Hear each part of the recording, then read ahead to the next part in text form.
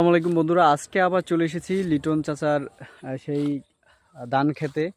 এখন আমাদের চাচা এই যে ফসলের পাশে যে আইল বলে বরিশালের ভাষায়, এই আইল থেকে ঘাসগুলো কেটে নিচ্ছে। তো জানবো এই আইল থেকে ঘাস কাটার মানে উপকারিতা সম্পর্কে। তো চাচা, এই ঘাসগুলো কাটা কিসের জন্য কাটো? এটা তো গাছটা তো আমার আইলের পাশটাও জ্বালা হয়ে গেলে আর হ্যাঁ। আমার গরুতেও আমার খাইতে পারলে আমার আইলের পাশটা জ্বালা হয়ে গেলে কোনো বঞ্চনার রোয়ার মধ্যে যাইতে পারবে না বেশি। ও এমনি ক্ষেতের উপকারিতা। ক্ষেতের উপকার হইবে, গরুতে খাইবে। ও মানে এই ঘাস খাইতে আইসা যদি ফসল খাইয়ে ফেলে এই জন্য। আর ঘাস ওই মানে এটা নিয়ে আমার গরু আছে হেরে দিব। ও তোমার গরু আছে, ওইটা দিবা। বুঝছি। আর এখান থেকে তুমি সার ঔষধ দিলেও তো অনেক শোষণ করে ঘাসগুলো নিয়ে ওরাও খায়, ওইটা আর কি খাইতে পারবে না, কম খাইবে।